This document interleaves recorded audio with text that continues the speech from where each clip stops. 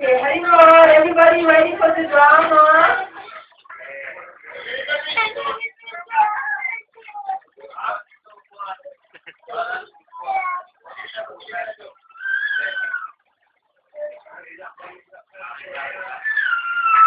Someone else needs to take care of this. Okay. Go around, maybe go around. Okay. We're going to have a drama about Prahlad Maharaj and Hiranyakashipu.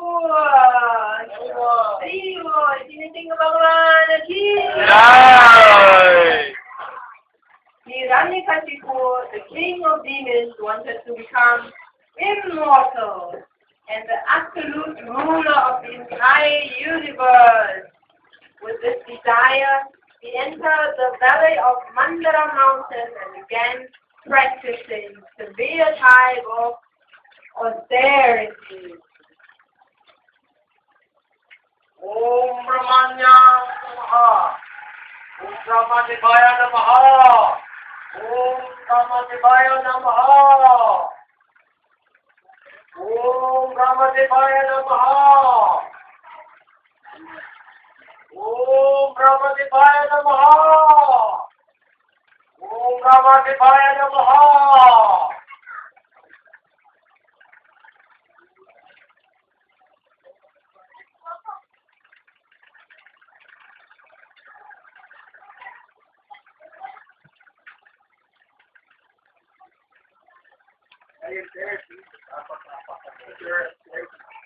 O king of the city, O Hiranyakashipu. Now, we ask for him to gusto kong maging immortal. Pakiusap. Pagbigyan mo ang aking mga kahilingan. Na walang sinman ang pwedeng pumatay sa akin na kahit sino nilalang ni Lord Brahma. That is not possible. Even I am not immortal. Hindi nasa labas o nasa loob. Pakiusap. Bigyan mo ako ng... Magbigyan mo ang aking kaibigan na hindi ako kaya sabihin nasa loob o nasa labas. Nasa lupa o nasa iyong papawid. O nasa... O kahit anumang katalin, gabi man o araw. At kahit anong sandaba, ang hindi ka kayang patayin. Attach me.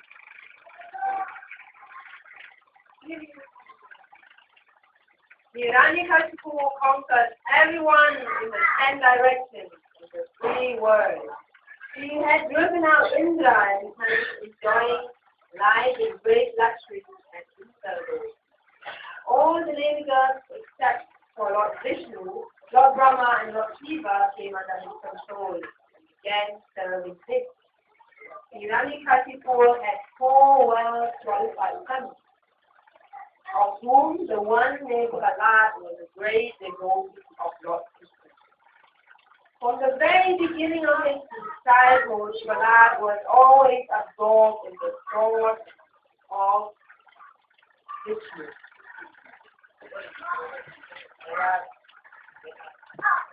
Prahlad!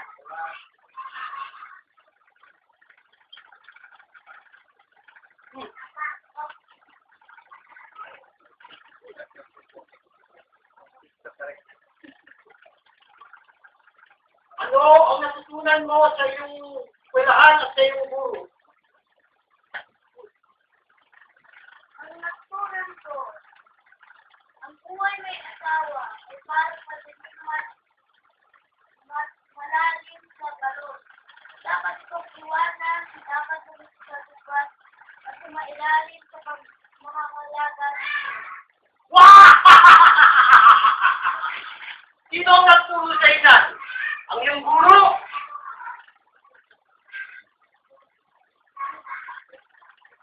Tanaka! Tanaka!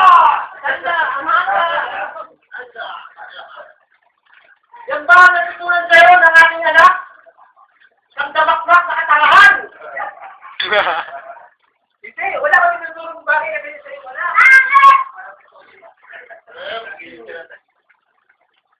Kung ganon, dalhin niyo siya at turuan mo siya sa inyong eskwelahan tungkol sa politika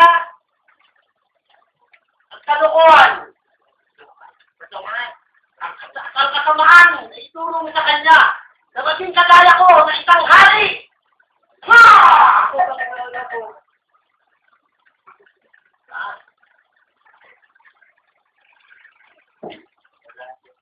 Thus, Sanda and Amaka sufficiently taught Prahlad the art of the diplomacy, materialistic way of life. They became confident that Prahlad must now have forgotten about Lord Hari. They brought him back to the Memonic state of Hiranyakashipu.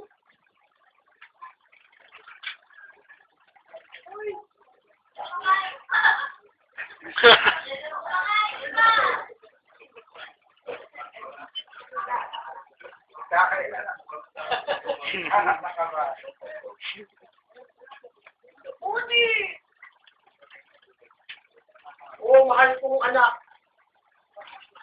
Ano ang natutunan mo sa inyong eskwelahan at sa inyong guro?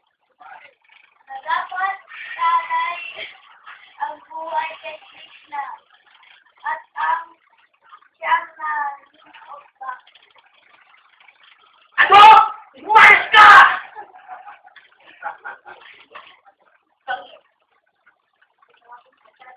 Sanda! Amaka! Isa rito! Sanda ka nagsusuot! Yan ba ang sinabi kong ituro niyo sa kanya? Ang magpapit kay Vishnu?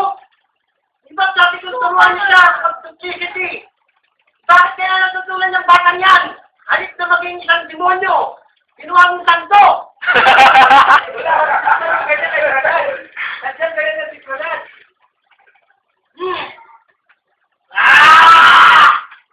Patayin yan! Dalhin niya! Patayin! Patayin yan! Bakit ka takot? Bakit ka takot sa'yo? No!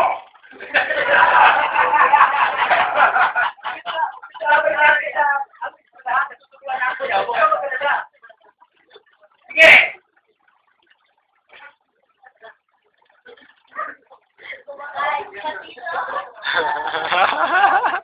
Prahlad was thus in school to again hear explanations of publicity, politics, prophecy, and other methods.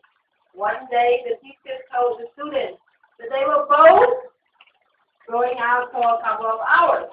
Prahlad now was instructed to look after all the boys in the teacher's absence. Due to his natural devotion to Lord Krishna, he started sharing Krishna consciousness with his classmates.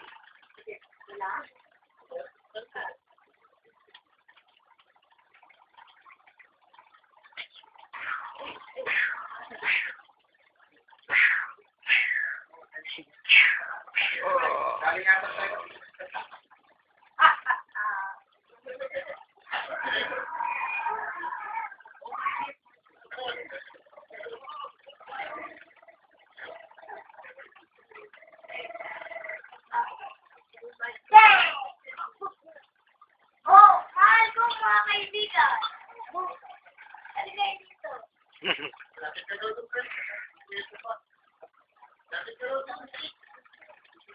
Dapat maglingkod.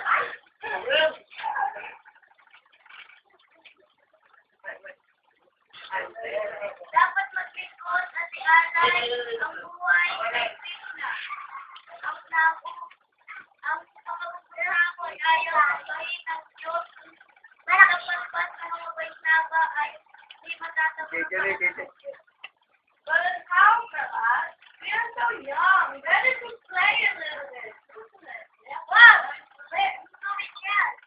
Uy.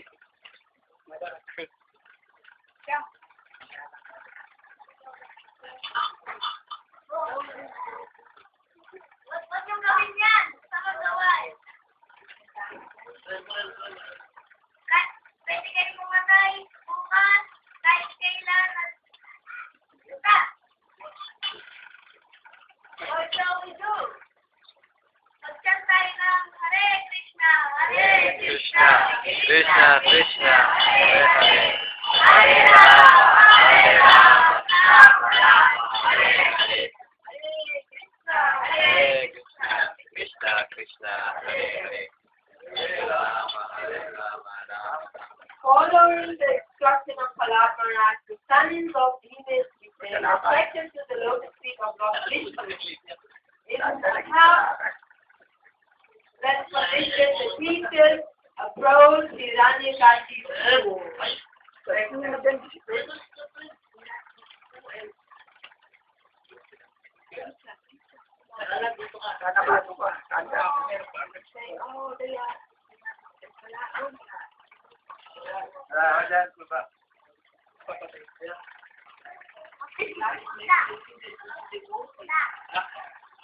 Panginoon! Panginoon! Hindi pala, hindi namin mapigilan. Ginagawa niyo yung pinag namin mga sigobi. Ganon! Nakakangal! Patayin niyan! Patayin! Patayin niyan! Patayin niyo! Hiranyakashi's school was promised to exalt the devotee class.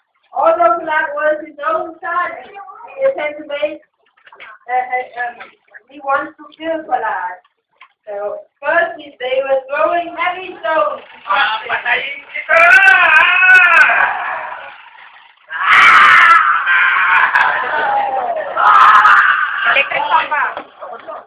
Then, pushing him from the mountain. Hindi ka rito! Tumama na ako! Yeah! Bakit ka?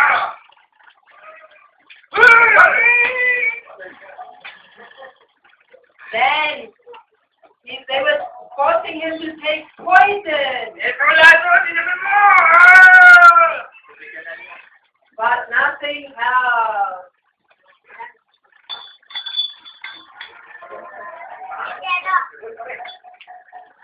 Sino mo nakuha ang lakas ng yan? Bakit ka?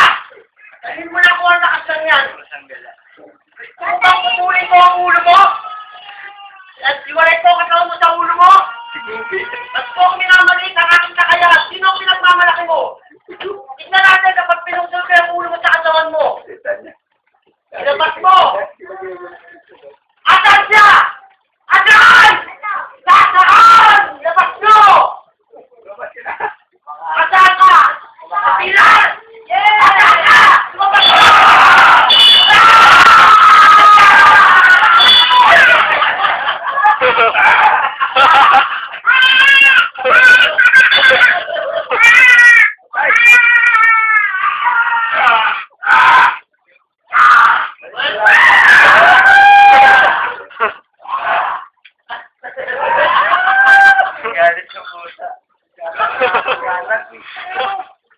A voice from the sky is saying, Hiranyakashipu, to keep the Lord Brahma's promise intact, the Lord has descended in the form of half man, half lion.